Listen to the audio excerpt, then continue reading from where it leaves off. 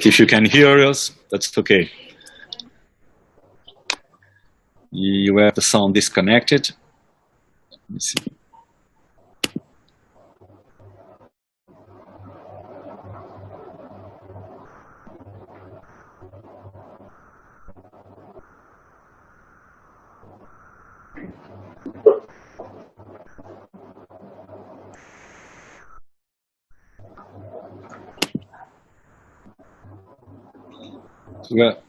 You have no sound, Holland. You are talking, but you have no sound. Your micro is disconnected. Okay, now you are on right. Okay. Okay, nice to see you. Thank you. Nice to see you. Okay, we are still waiting for the rest of the members to enter because we are still on time. There is still 5 minutes more to go for the time review. Are you in Sweden? Yeah, I'm in Sweden, and this is the first time I've ever used Zoom. Okay, so there is always a first time for everything. I'm impressed. No, it works very well. We are giving the classes in my university by Zoom. We are using it every day, even for the examinations. Really? We do examinations by Zoom. Yeah, yeah. How many people can participate? Is there any limit? It can allow you to 500 persons if you want. Really? Yeah. That's impressive. Yeah. How are you otherwise? I haven't seen you for a long time. Yeah, we didn't see for a long time. I'm in holidays. I'm in Azores until next week. Actually, I was going to attend a meeting where you live in Portugal. Yeah, okay. About alcohol, drugs, and driving. Okay, that's for your area, but everything is postponed, so... Unfortunately. It's terrible. Let's see. But I have very happy memories of my time in Portugal. Okay, I hope so. Very well. Let's see if some more people joining. Okay.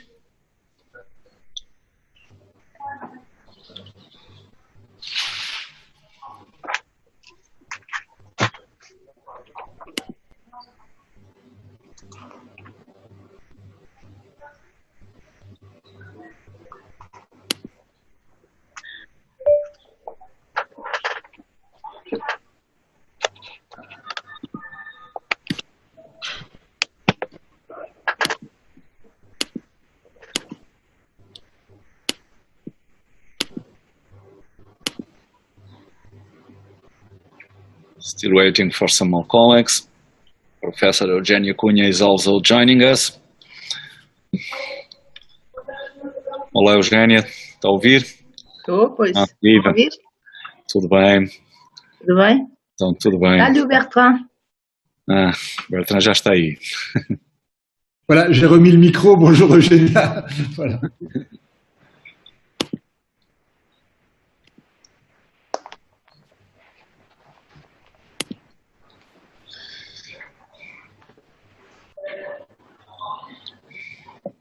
Hi, everyone. Hello. Hello. Good afternoon, wherever you are. We also have Professor Kondo from Japan. He just joined.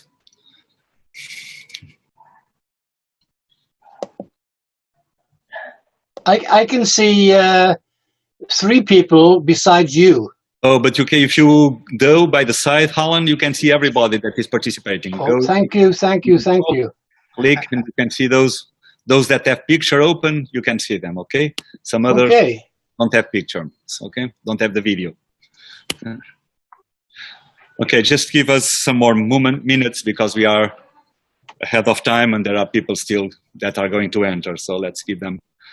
I think we will be between 20 and 30 participating in this editorial board meeting because many people are in holidays, so, but at least we have 20 to 13 people participating. We have now Keller entering.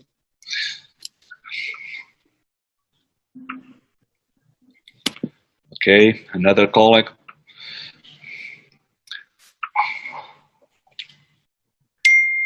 Duarte. Yeah. How are you? Hello. Sarah. Hello, Hi, Sarah. Sarah. How are you? Hi. In the Netherlands or in Yes. New Zealand? Okay. I wish I was in New Zealand. Me too. You mean it's safer? Yeah. How about we do a board meeting there next year? I think it's a good idea. But we don't have the meeting of the International Academy of Forensic Sciences. It has been postponed to 2023, definitely. Really? Yeah. Oh, wow. 23? Okay. It will not take place in 2021, and we just skipped this year edition, and it will be in 2023. That's already Right. the decision. Okay. Okay, Peter Ellis from Australia is entering too. Let's accept him.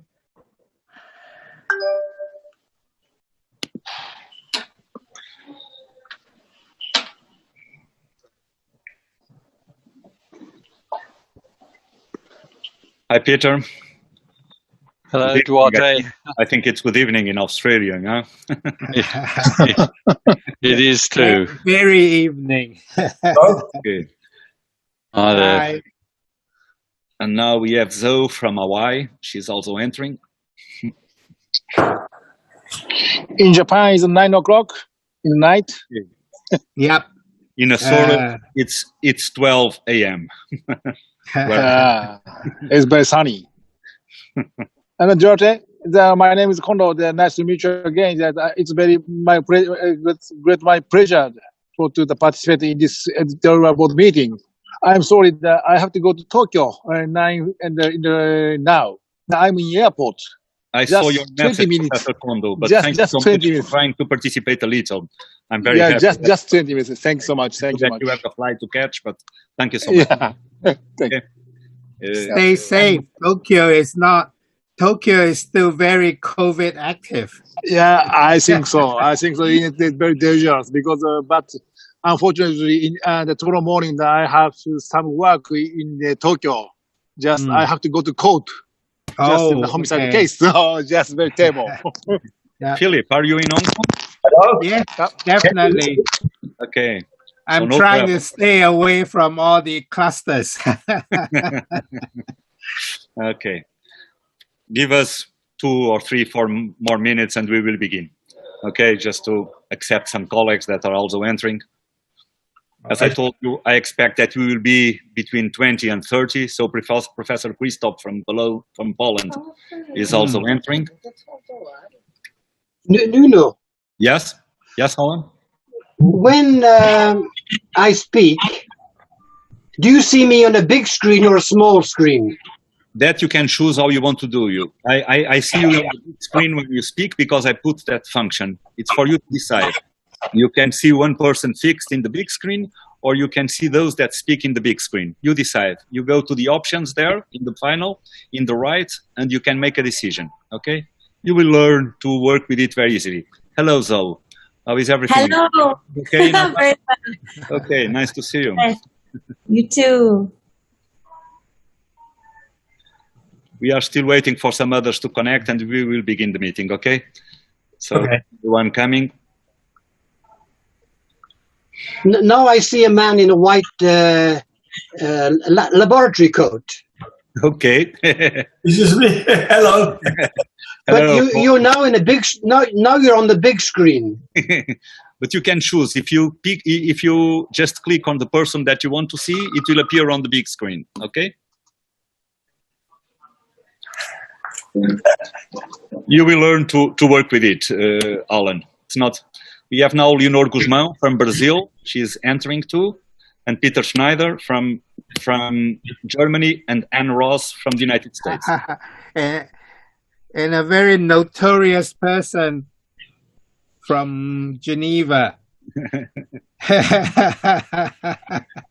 Hi, everyone. Hello, Warren from the ICRC also joined us.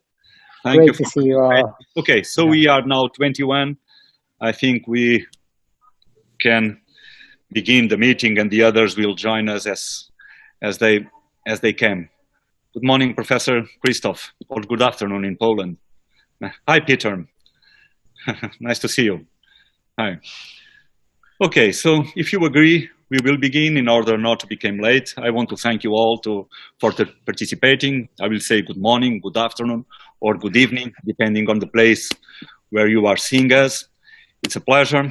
It's an honor to have you here, and thank you for accepting to participate in this editorial board meeting of Forensic Science Research. As you know, this meeting is involving the new members of the editorial board for the period of 2020-2023. That will be the new period for these editorial board members. It will begin in September, so this period of 3 years, it will begin in next September. We have now 54 members in the editorial board from 24 different countries. Not all of them will participate today. I think we will have around 30 members participating in the meeting today. And what we want with this meeting, and you will see that we do regular meetings of the editorial board. What we want is to update you, especially the new members, on the journal, on what we have achieved during these years, and what we are perspectiving for the future. As you know, this journal was an idea that originates in 2015. It became true in 2016. We did the first number, we published the first number in 2016. Sorry, I'm going to admit some other colleagues that are not here. And so we have now 3 years and a half of existence in the international scientific editorial world. We begin from zero, but I think that we have achieved very important results during these 3 years and a half. You will see these results in the presentation that I'm going to pass, and that was recorded by Carol from the editorial board. I want to thank all the members of the editorial team, especially Carol, Lee, and Ping. They have done a fantastic work during these 3 years. It was fantastic what they have achieved and what they have done. I want also to thank Professor Minshan for being co-editor of the journal. And especially, I want to thank the Academy of Forensic Sciences of China, because they are the sponsors of this journal.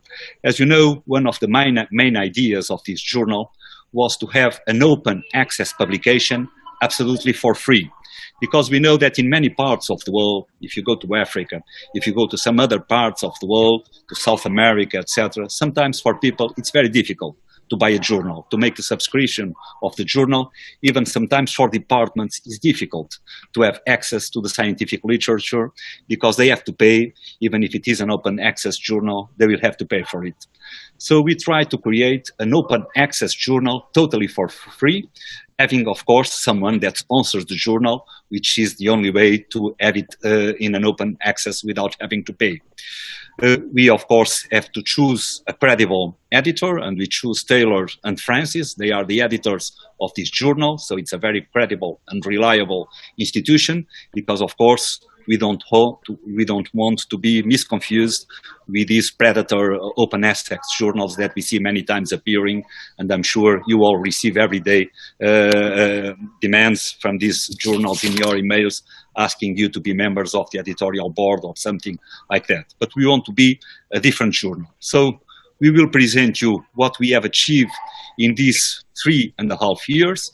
I want to hear your comments, and then I will tell you what we are expecting from all of you for the next 3.5 years.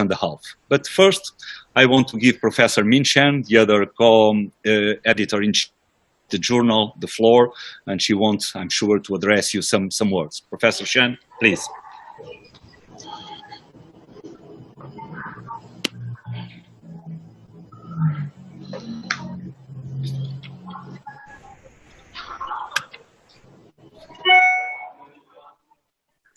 You have no sound, Professor Chen. Okay. Let's try again. Yeah. Oh, Okay. Okay. No, okay. There you know. It's okay. Yeah. 各位 FSR 第2届编委会的编委们、女士们、先生们，大家早上好、下午好、晚上好。 dear editorial board members and guest editors, ladies and gentlemen, good morning, good afternoon, and good evening. 从2016年至今，第1届编委会已经圆满完成各项工作，第2届编委会又得以顺利的组建。今天我们迎来了本届编委会的第1次会议，我作为这本杂志的主编之一，向各位表示热烈的欢迎。 Since 2016, the first editorial board has successfully completed its work, and the second editorial board is established now. Today, we are glad to hold the first meeting of the second editorial board. As a co-editor-in-chief, I would like to extend a warm welcome to all the board members. FSR 创刊3年多来，取得的进展主要体现在以下3个方面。In the past years, we have made great progress in the following aspects. 第一，提高稿源国际化程度，提升稿件的学术质量。First, improving academic quality of manuscripts. 我看目前已经收到了稿件近600篇，其中相当一部分稿件来自于北美和欧洲等法庭科学、科技实力比较强大的地区。我们严格遵循了同行的评审制度，已有200多位来自20多个国家和地区的专家参与了审稿工作。We have received almost 600 submissions, of which many are from North America and Europe. We strictly follow the double-blind peer review process. By now, over 200 researchers from more than 20 countries and regions have reviewed papers for the journal. 目前稿件的平均录用率为47%。Now the average manuscript accepting rate is 47%. 我看目前已经出版了15期，其中有7期呢是由编委会编委负责组织的特刊，主题涵盖了法医影像学、法医昆虫学、法医遗传学、法医人类学等。By now, we have completed 15 issues as planned, and 7 are special issues organized by the editorial board, covering topics such as forensic imaging, forensic entomology, forensic genetics, and forensic anthropology. 我们还规划了未来2年即将要出版的特刊的主题，包括了法医学和恐怖袭击、法医精神病学等等。Furthermore, we have planned special topics for the upcoming years, such as forensic science and terrorist attacks, and forensic psychiatry. 第二，加大期刊的国际化推介，提高国际学术影响力。Secondly, enhancing international visibility. 至今，我刊已在意大利、加拿大、日本、中国开展了4次国际会议的展台推介工作。So far, we have carried out international conference booth promotion in Italy, Canada, Japan, and China. FSR 还与 RAFS 等组织合作，在年会会场投放宣传材料。We also cooperate with academic organizations such as the International Association of Forensic Sciences to have leaflets and banners available at these annual conference venues and websites. 此外呢，我们还精准投送邮件推荐文章的目次，如今已向全球累计超过6万多名学者推送邮件。In addition, we have delivered marketing emails to more than 60,000 researchers worldwide. 第三，扩大国际著名期刊数据库申请和收录工作。Thirdly, speeding up indexing agency application. 在过去2年，我刊陆续的被全球最具影响力的期刊平台 ESCR、PMC、Scopus 等收录，标志着我刊在提升国际影响力方面迈出了重要的步伐。During the past 2 years, FSR has been included into some important datasets such as ESCI, Time Center, and Scopus, which is a milestone marking that the journal has reached the international standard. 接下来呢，我们还要向 SCR 和 Medline 等数据库呢继续努力。Furthermore, we would apply for SCI and Medline in the next years. 由于新冠疫情的影响，今天呢，我们只能在线上见面。希望在不久的将来，我们能够有机会在线下欢聚一堂，进一步为实现我们共同的目标建言献策。谢谢各位。Due to the COVID-19, we can only meet today online. I hope that we will have the opportunity to gather offline in the near future to extend our discussion with the aim to achieve our common goals. Thank you.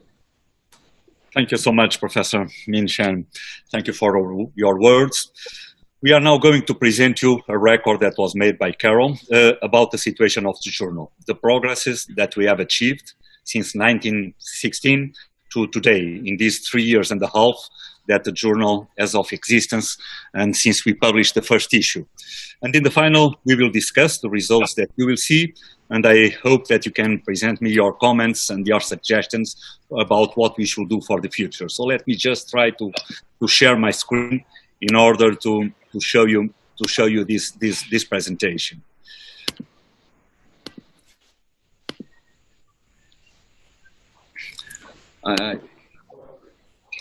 Professor Vera, Professor Shen, distinguished editorial board members, and Carol Brown, the director of the editorial office. I'm very pleased to be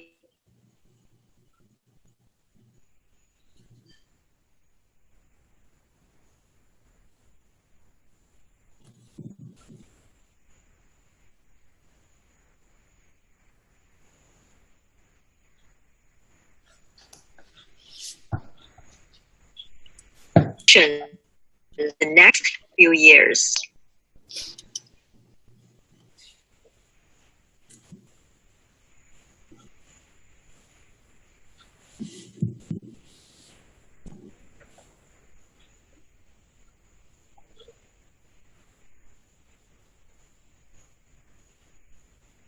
In many important data sets. The first editorial board include 47 members from 19 countries or regions. We have held meetings in Venice, Shanghai, Toronto, and Fukuoka. Well, in the second editorial board, there are 57 members from 24 countries or regions, including Dr. Vera and Shen as the editors-in-chief and another 7 associate editors. Many of you have sent your photos and CVs, and we're still waiting for others. Later, we will update the editorial board in our web page as well as the coming issue. The journal's publisher is Taylor Francis. This one is the journal's homepage, and this one is a web page for submitting articles to our journal. Here are the 2 achievements we've got. The first one is publication. By now, we have published 15 issues, including 144 articles in total. Another achievement is the indexation. In 2018 and 2019, the journal have been indexed by 7 important data sets. They are DOAJ, ProQuest, PubMed Central, Scopus, BSCD, High Online, and ESCI. Now let's look at the work we've done. First is the summation. From this figure, we can see the number of summations are increasing steadily during the past years. With regard to the time of the peer reviewing, by comparing the different figures in these years, we can find the number of the article got its first decision after summation also increasing from 28% in 2019 to 57% in 2019. Here are the acceptance rates. At the very beginning, we can have half of the summations accepted. Then the acceptance rate went up to 65%. Then it goes down to 34% this year, which means that now we can only get 1/3 summations accepted finally. This table shows the overview of the published pieces. If we look at the article type, we can find editorials, reviews, original articles, case studies, letters to the editor, technical reports, guidelines, short communications, commentaries, plus obituary and acknowledgements. To sum up, now we have 147 pieces published. As for the current backlog, we have 34 papers published online first, including 25 articles, 2 case reports, 1 short communications, and 6 reviews. This means now we have enough articles for the next 4 issues. And this is a change of the average speed of publication. We can find that in 2017, the speed is the highest, and then it slowed down. And this year, the average speed is around 2 months. And this is the article type distributions.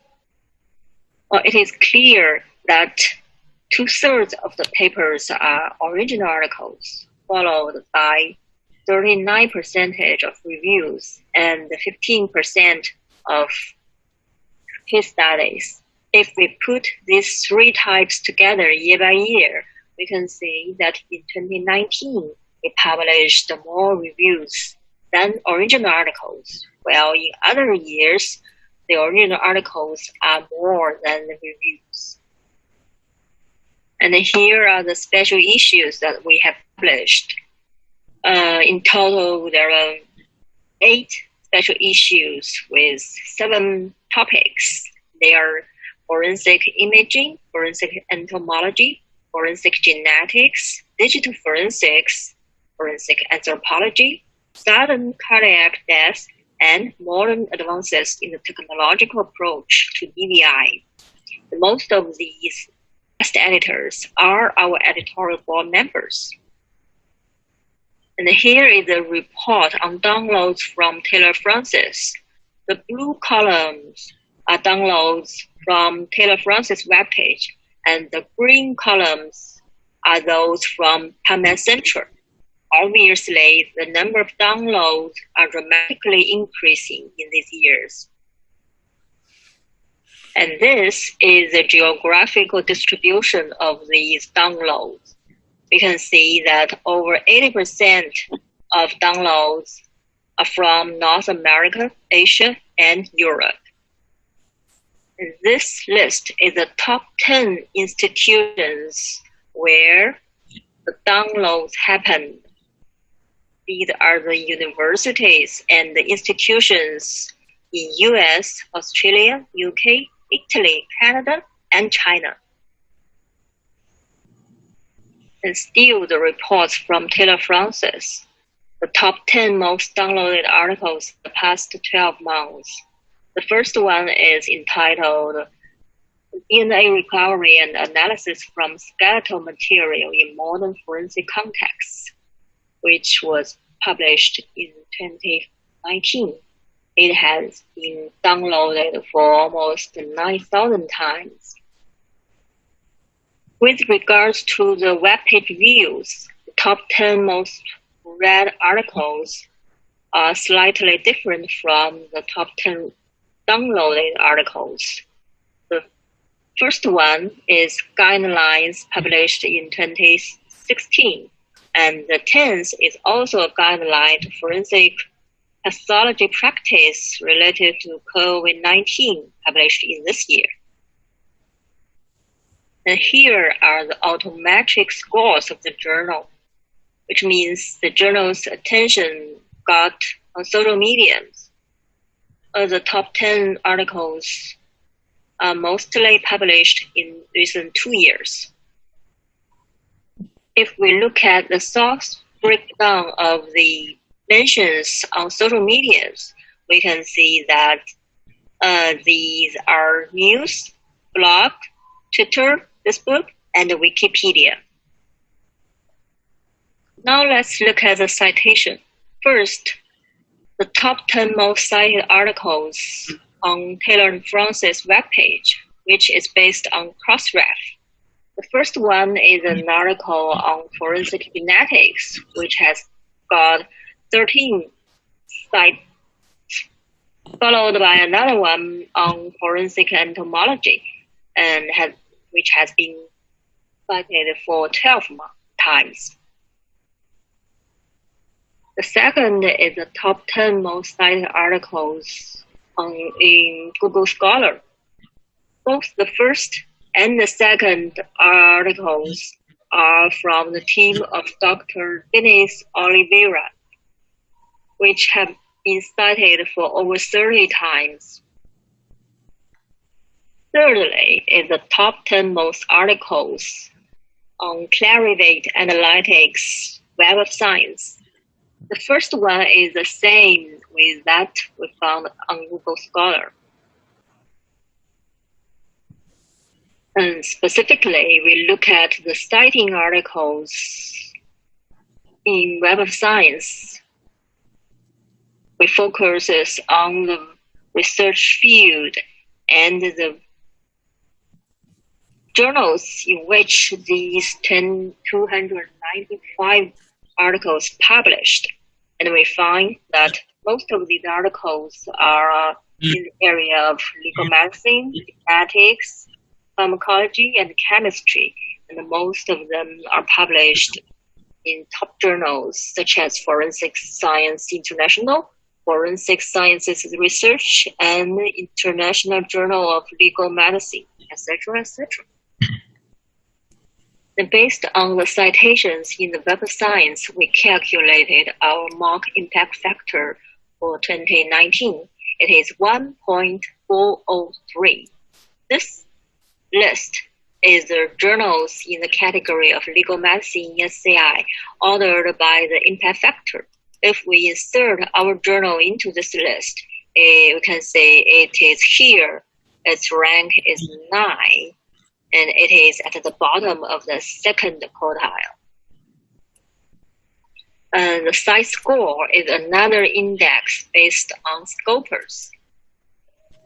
We can find that the CITE score of our journal FSR grew from 0.2 to 1.2 and to 4.1 this year.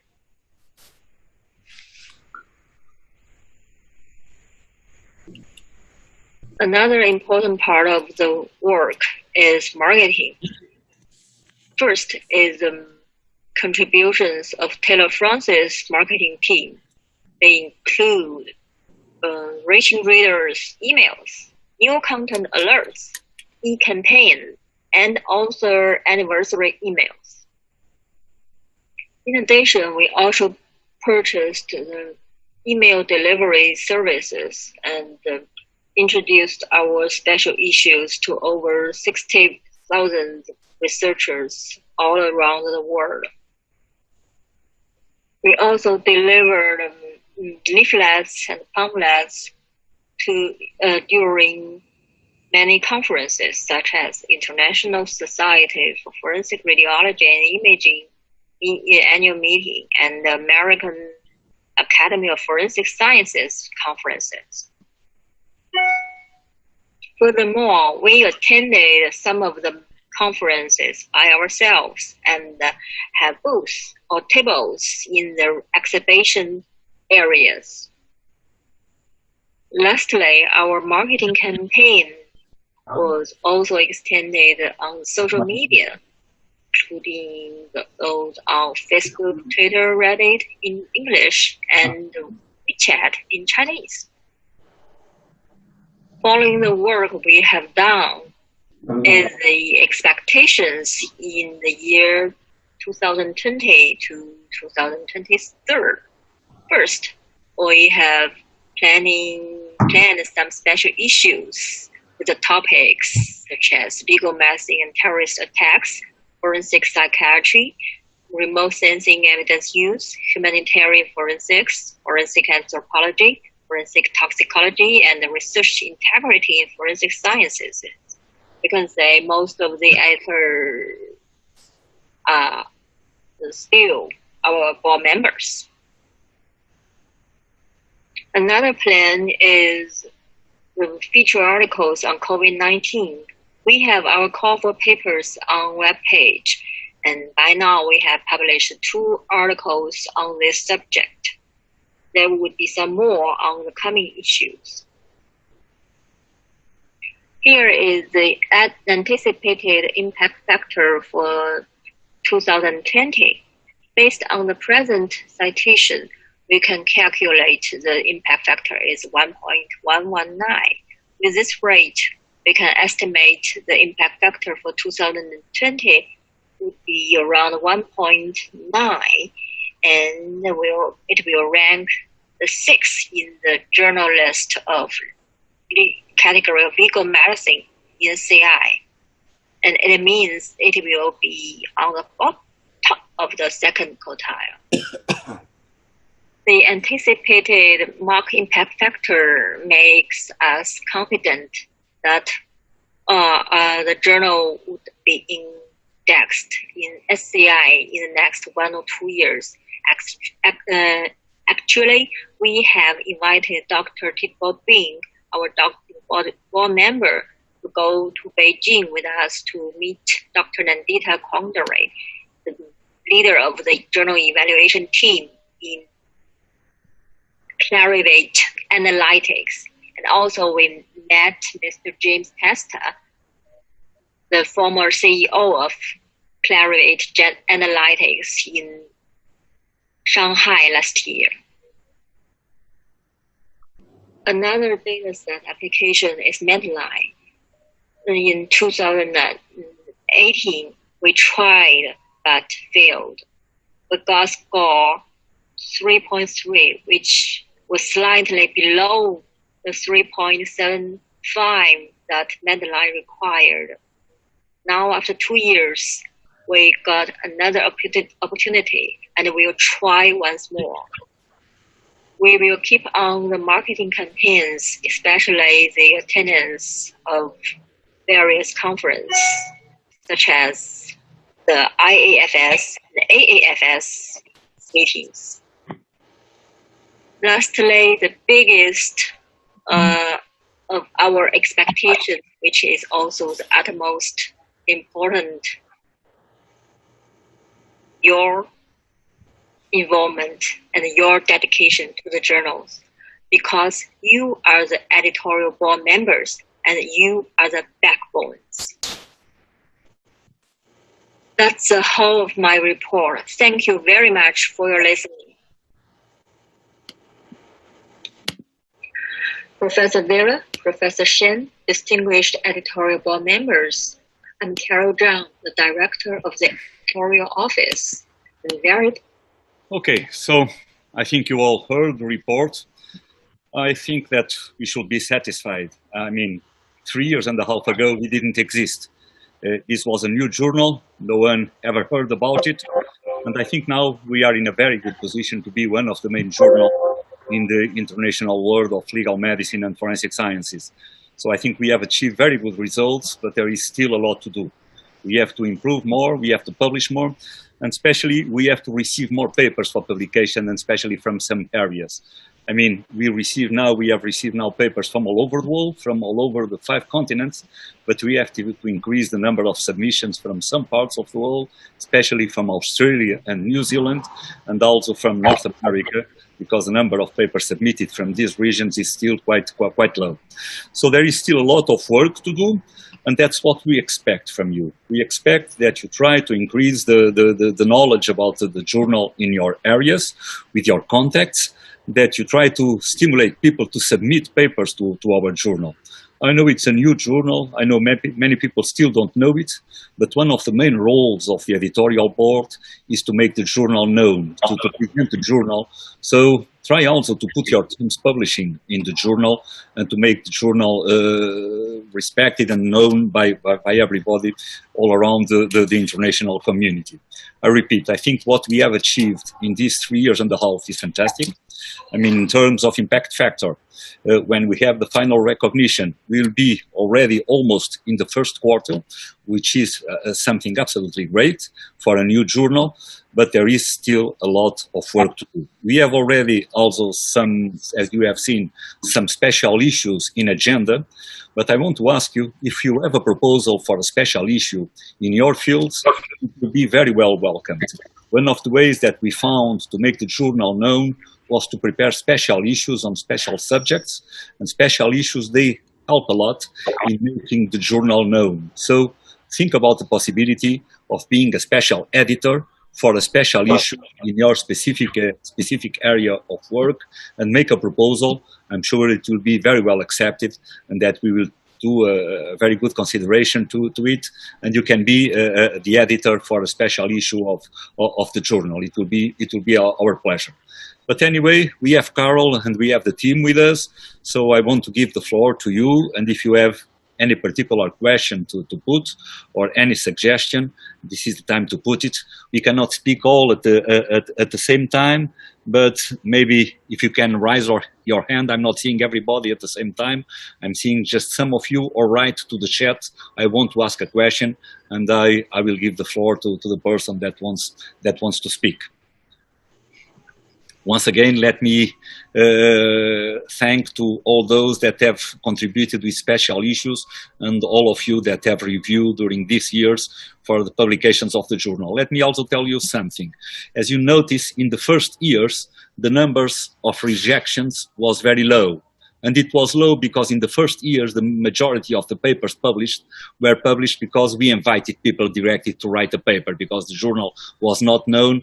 And that's what explains that rate of refusal was so low, because it was very good researchers and very good publishers that were invited to write something. And of course, even if it was submitted to peer review, the number of rejections was quite low. Now that we are receiving from all over the world, of course, we have this high number of rejections because, of course, many papers that arrive are not in good conditions to be published. Who wants to speak before, to be the first to speak? You can write in the and say, I want to speak, or raise your hand. Please, Holland, please.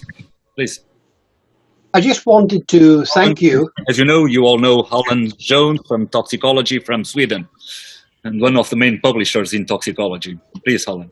I just wanted to thank you for arranging this meeting and tell you that I submitted a paper to Forensic Sciences Review earlier this year, and I was very happy with the way it was dealt with. There were 3 peer reviewers, which I was surprised about because it's normally only 2 peer reviewers, but there were 3. And after making the changes to the paper and sending in my response, the article was accepted.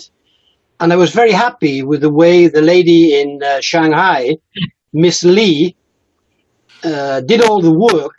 She's with us now. in improving the quality of my manuscript.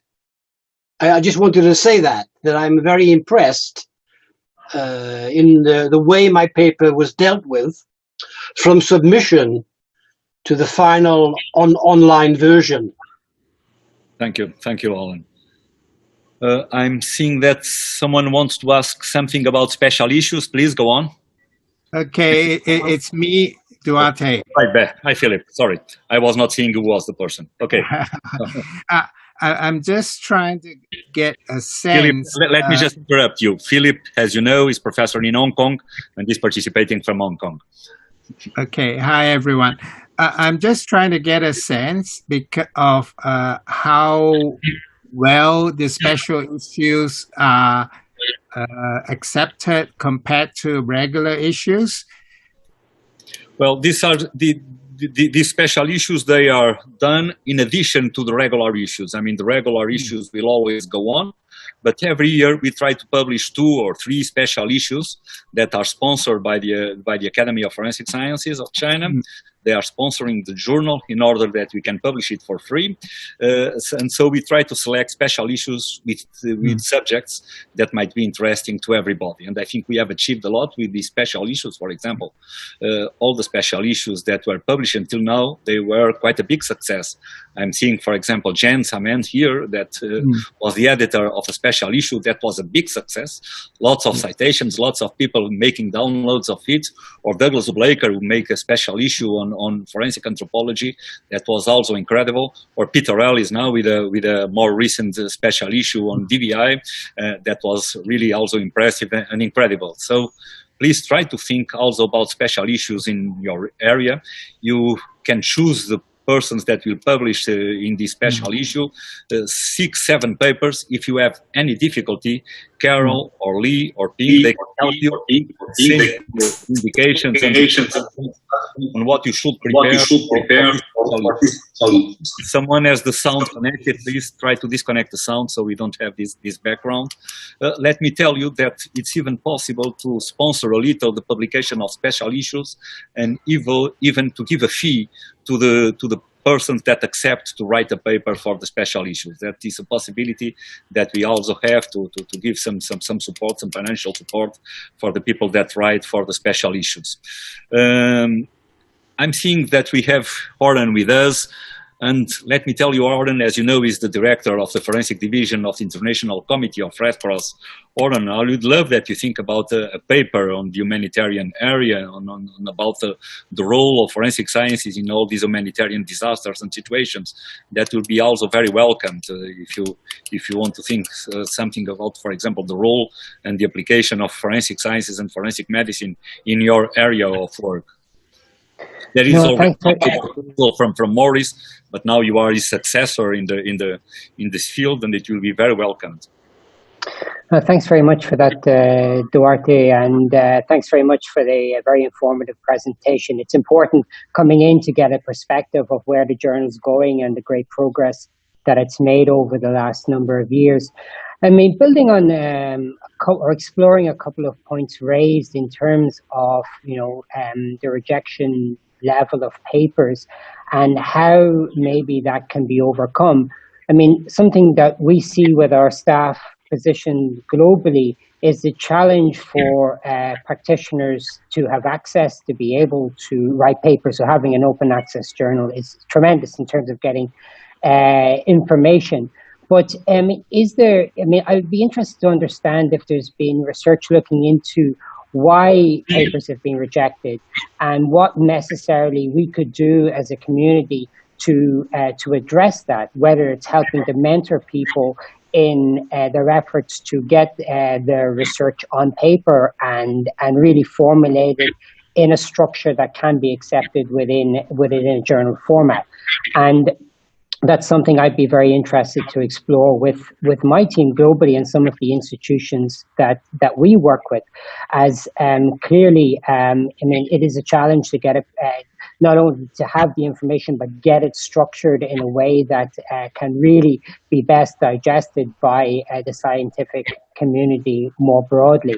So that's certainly something I would be interested to explore in that domain, but also to understand whether there's an intention to look into the reasons behind the rejection of papers and whether that can help us to build a way to improve the level of papers being accepted. I mean, I think we all recognize, and it was touched on at the beginning, that there is not an even distribution of forensic science, technology, or knowledge globally. And having an open access journal like this is a great step in that direction. But what else can we do to help address that? Also, on what you mentioned, Duarte, I mean, we'd be very interested to contribute more to the journal in terms of some of the areas that we are exploring. I certainly look at one point in particular, the growing need to work more closely with affected communities and what that means in terms of delivering messages. I took part in a webinar recently where it spoke about the volume of guidance being issued on COVID-19, for example, but yet the absence of the uptake of that being delivered into preparedness planning. And the need for us, I think, not just to contribute, but to work more closely with those communities, with those practitioners to ensure that, these things are actually taken up and implemented. And I think that's something we really need to look at more in the forensic community, and how our messaging can be understood by communities on the ground. And that's something we're seeing in real terms, both during this pandemic, but more generally in terms of understanding surrounding forensic science. So just a few thoughts that I wanted to add in there. Thank you so much, Oren. Regarding the rejections, let me tell you that the rejections are normal in journals. I mean, it's good that we have rejections because it means that the work is being well done and that the reviewers are fulfilling their role.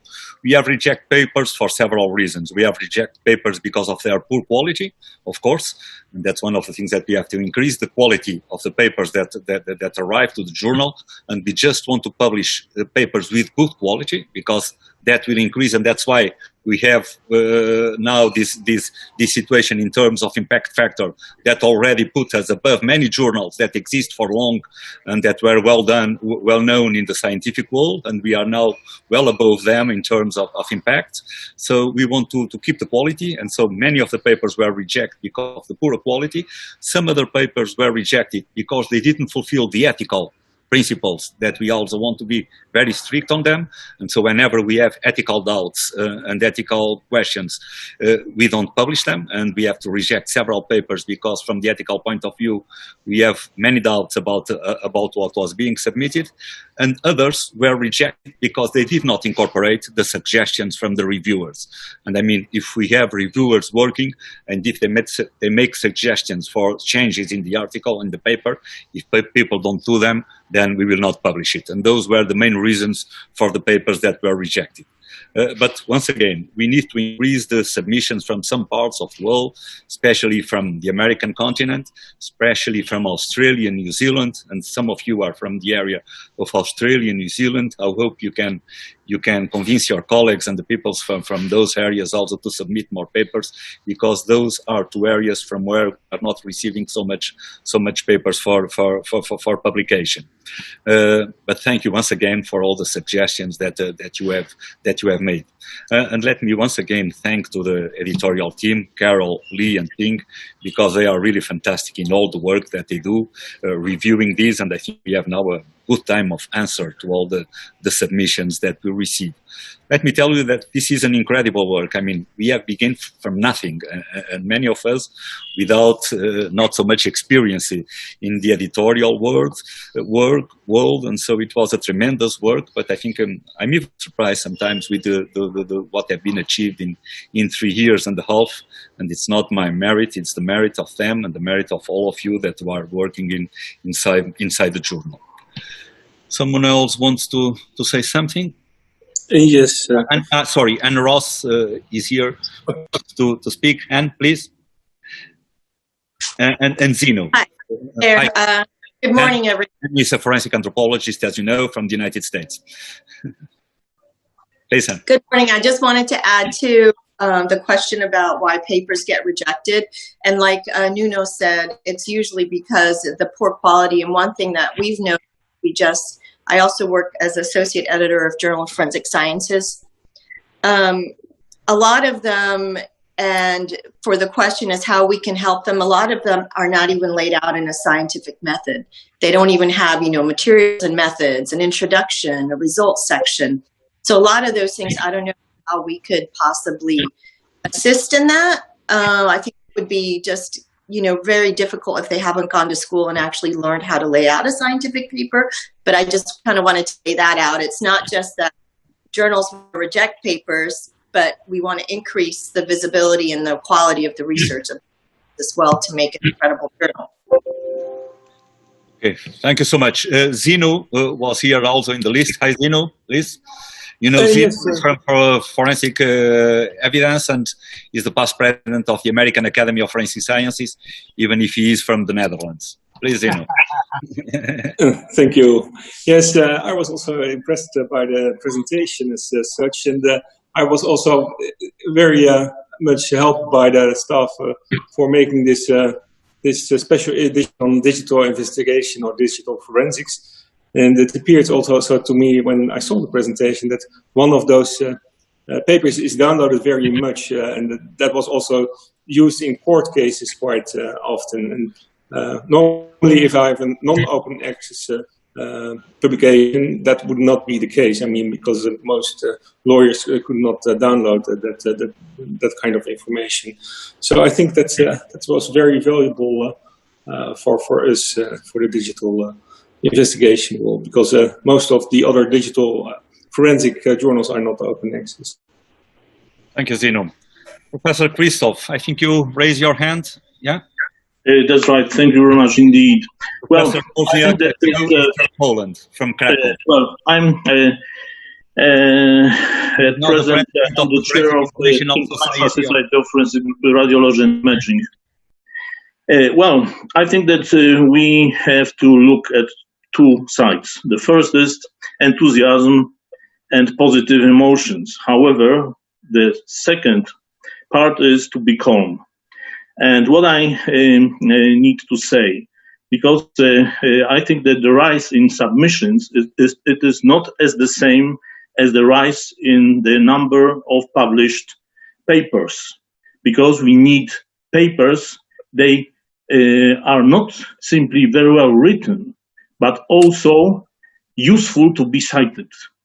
When we look at parameters of all journals referring to forensic medicine, and I'm sorry, because something is interfering. Could you switch off the microphone? Perfectly. Close the micros, please, those that are not speaking, in order not to have interferences. Thank you. Well, referring to almost all renowned journals in the field of forensic medicine, they are lowering their parameters. Why? Because it's the number of published papers. Some of them are very good, however, without any possibility to be cited. So I think it is a very important thing. A rise in submissions, however, not as the same as the number of published papers. And I think it is also a very important point for the reviewer to assess the possible situation of the article to be cited. Thank you. Thank you, Professor Wozniak. That was a very good suggestion. We have to be attentive to that. In fact, it's not only the quality to be published; it's also the possibility of the paper to be cited, and that will be very good for the journal in order to increase the impact factor and the visibility of the journal. I think Ling want to say something to make a comment on the increase of the submission. Please, Ling. Hello. Ling? Probably not listening. While she tries to contact, because the micro is disconnected, I don't know. Michael, I see you there. Michael is our colleague from Canada, as you know, past president of the International Association of Forensic Sciences. What can we do to increase the submissions from North America, especially from Canada? Good morning, everyone. I guess maybe afternoon where you are, or evening. So first of all, let me say that I'm extremely impressed by the journal. I have to say the quality of the papers is good. The fact that you've been able to reach such incredible milestones over a short period of time is very impressive for a new journal. I mean, from my point of view in forensic pathology, there are very few venues that consistently publish forensic pathology research, and this actually could become one of the major mechanisms to do that. So it's very encouraging. In particular, the special edition on sudden cardiac death was very well received by forensic pathologists. In fact, one of the papers came out of our department on sharing our experience with cardiac hypertrophy, and top marks. So I of course would be very interested in sponsoring another special edition of a topical area centered from our institution, or collaborate with others on the editorial board to do that. I know Bertrand Lutz is on here. We could do something on diatoms, something that could be interesting. So anyway, there are lots of possibilities. I think we do need a bit of a strategy to encourage people to send their papers for publication. I like the comment that was made about special attention for citation possibility. That's actually a new dimension that we need to think about rather than just simply submitting papers. And I also like the idea of what Oren said about sort of thinking outside the box and expanding our thinking about, for example, other sort of non-traditional areas of research in forensic science, such as things that are more epidemiological, things that look at the impact of guidelines and policy positions, that interface between government, international organizations like for example, some of the very interesting social science stuff that's being done that looks at, international humanitarian law and how it relates to forensic, in addition to sort of the scientific and bench type research, that sort of research should also find its place in this journal. So those are some ideas. Also, there are other venues such as the Forensic Advisory Board of the ICRC and the ICC, which can be encouraged to participate in some of these activities. So those are just some ideas, and we'd be happy to contribute, organizing a special edition.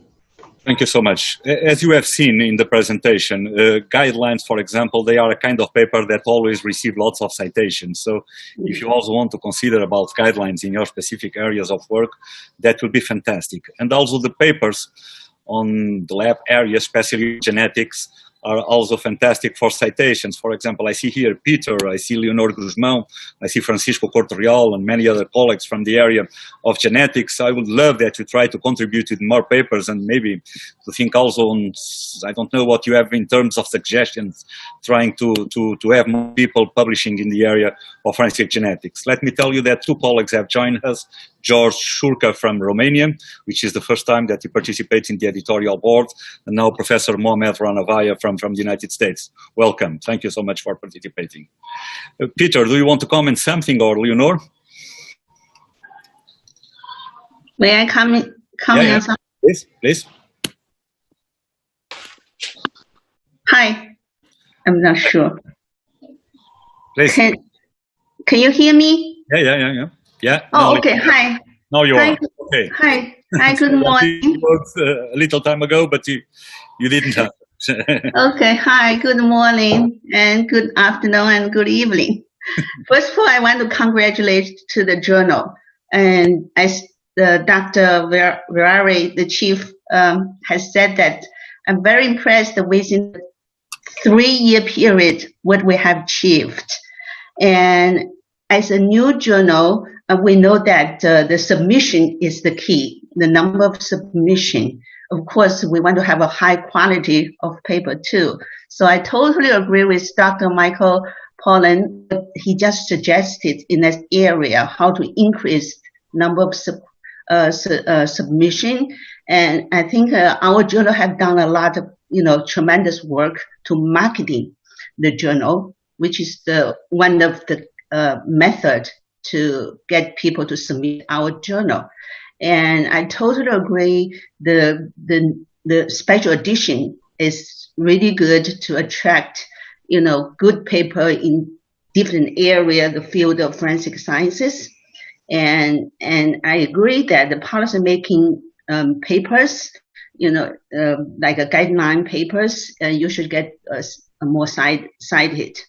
So during this pandemic, the COVID-19 pandemic, and we already have one special issue. I think we can do another one, follow-up one, and related to more research type of the COVID-19 area. And that's just my suggestion Okay, thank you so much. As it was said during the presentation, we have already some papers that will come out in the next issue about situation related to legal medicine, forensic sciences, and COVID-19. And so we are considering that, even if I think that probably there are too many publications coming out with COVID-19, and one of these days we will be tired of, of reading and listening about COVID-19 everywhere. It's even because the majority of the papers are becoming to be repetitive and saying exactly the same thing one after another. But we will be attentive to that. I was asking Peter and Leonor Guzmão and Francisco if they want to comment something on the possibility of increasing the publications from the area of genetics. What can we do about that? Because usually they provide a large number of citations. I know that the good papers, they like to go to Forensic Genetic International. That's obvious. But could we achieve something to come to us? Peter, can you say something on that? Yes, of course. Hello, everyone, and thank you, Duarte, for arranging this, and thanks to everybody to contribute to the journal. I think it indeed was a very good success story that we have seen so far. Regarding genetics, of course, it's a very hot topic, and the problem really is, I think, that as long as the journal doesn't have an impact factor, it will be difficult to attract authors that are willing to contribute their regular papers, which will then go into other journals. On the other hand, if there is an interesting topic, I do see a possibility to publish a review, maybe on some special aspects of forensic genetics, in particular since this is an open source journal and there are no publication charges. So that may be an argument in favor of attracting someone to make a contribution. Also, another area where I think that we may have a chance to contribute is to publish studies on population genetics in some areas, because we do receive a lot of publications in this field in FSI genetics and also in other journals, but maybe there's also a niche for accepting publications in that particular area. And a way to increase visibility also, maybe also to consider being present at the next year's ISFG conference in Washington, D.C. in 2021. We are still actually hopeful that this will take place.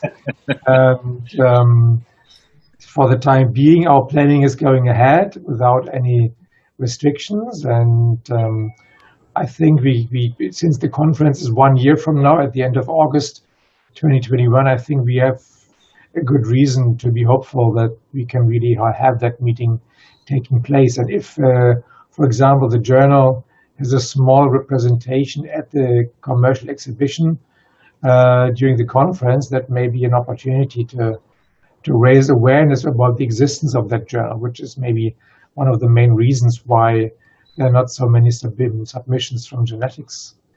Okay, thank you, Peter.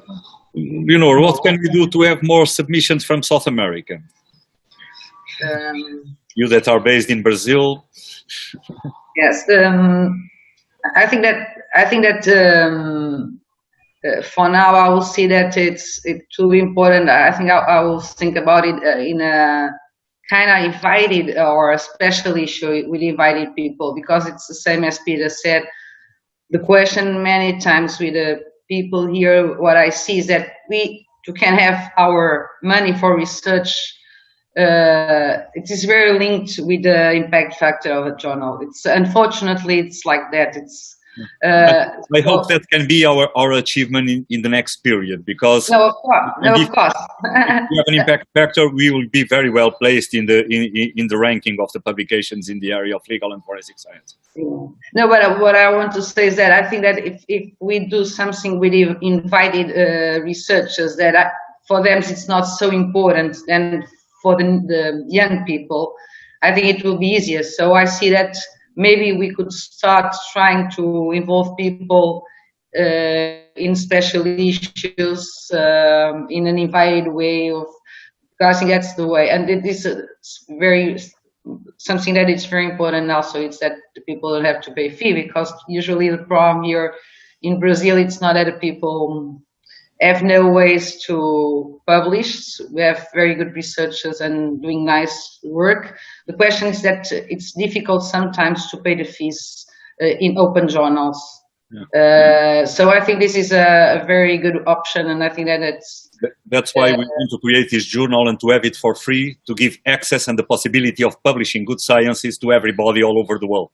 Because sometimes you have people that do good works. I will give you the floors, Antti, but they had no possibilities because they didn't have money to publish. So with this open access journal, we want a high quality journal and totally for free to allow people to publish, even if they came from from areas that do not have the economical support.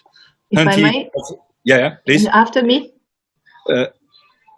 I'm not seeing who wants to speak, but I saw me, that. Me, Eugenia. Eugenia, please. Okay. Please, Eugenia. Hi, thank you. So following Leonor Guzmão, so just to let you know that the special issue that I would like to publish is about Brazil.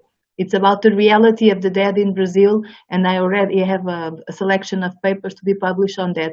So this is, I agree with you, Leonor, it's a difficult, but I already agree because I did a symposium and they're really looking forward to this opportunity. And this is to push from Brazil because they really need to be, we really have to invest in them, I think. It's important. Thank you so much. Henty, you want to say something? Yes. Antti Sääntölä from Helsinki. And, Finland, yes, new member of the editorial board. Hi, everybody. Concerning the genetics, I was thinking that one area which was not yet mentioned was that the combination of the genetics to the other areas in forensic, like pathology and toxicology, issues such as molecular autopsy or toxicology and genetics, diatoms, Michael was saying diatoms and genetics, which are maybe not in the main interest, Peter, correct me if I'm wrong, of the FSI genetics, so which are not on the identification, but in the combination of, in the interest of pathologists and toxicologists, that could be something to look for in reviewers or original articles. Thank you. That's a very good suggestion. And also from the area of toxicology, we need some papers from toxicology, and especially a special issue on toxicology would be very welcome. So I don't know, Nicholas or Wayne, think about that and think about making a proposal and thinking about a special issue on some areas of toxicology, because I think that will also increase the visibility of the journal. Yeah. Absolutely. Hello, everyone. I'm Nicholas Lemos. I'm talking to you from Athens, Greece today. I hope that you're all safe wherever you are. I am also a founding member of a new digital online professional body in toxicology, in clinical and forensic toxicology. And we're holding a virtual conference in November.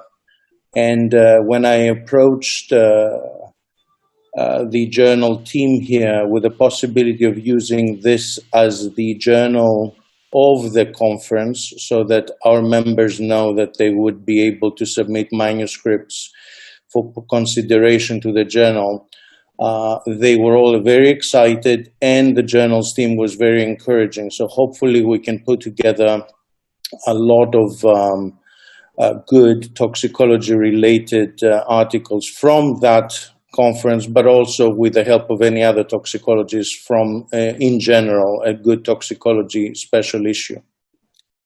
Thank you, Nicholas.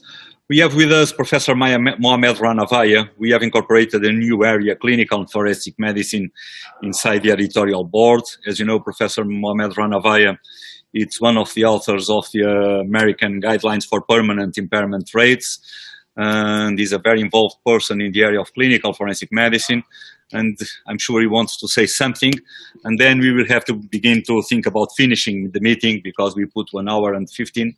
Some colleagues already had to go. I was previewing between 20 and 30 persons, but we were 31 connected, and in one room we have 6 persons.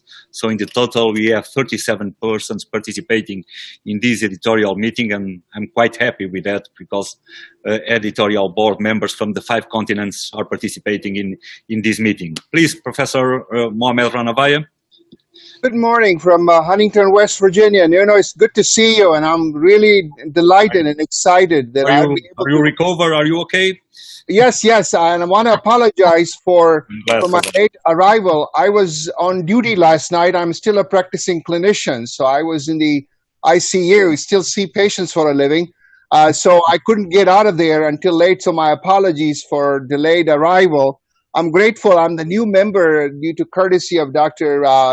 Professor Vieira, but I'm very fortunate to be part of the group. So what I was going to say was, whatever I heard so far, I think some of the stuff that I needed to say has already been said. For example, we need to get involved with the graduate students as well as younger colleagues, maybe perhaps our residents and so on, our fellows who need to publish. And so my specialty is occupational medicine, clinical forensic sciences, personal injuries, impairment, disability assessment.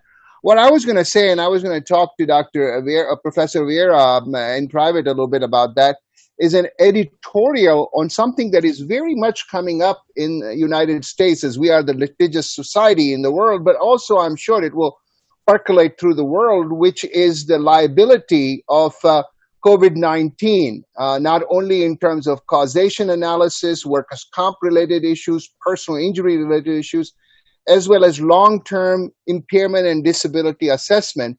I'm currently working on an article which could be converted into an editorial. I'm going to see if I can invite my dear friend Nuno to join me on that editorial. We can write an editorial. Be welcome, and you don't need to invite me with your editorial. It will be very welcome to the journal. No. It will enrich my work. I think what I would like to propose is whenever the time is right, I will draft it, and then I'll invite your editing and your comments, and perhaps we can work together, and I will open it to other colleagues on this call. But with something we need to be done, because if we take charge on it, it will really increase the reading of this journal, because there is so much need out there. There are so many judges and lawyers that are communicating with me, wanting to know. There are already in some systems that I advise and consult with, thousands of claims filed for COVID-19 from the frontline workers, from doctors to ER nurses, all the way to laundry workers and grocery workers. So I don't want to take a whole lot of time, but I just wanted to put the seed out there for people to think that there is a huge need for someone to take the lead. And what better if we take the lead and set some guidelines, not only how to assess those claims, but how to provide compensation.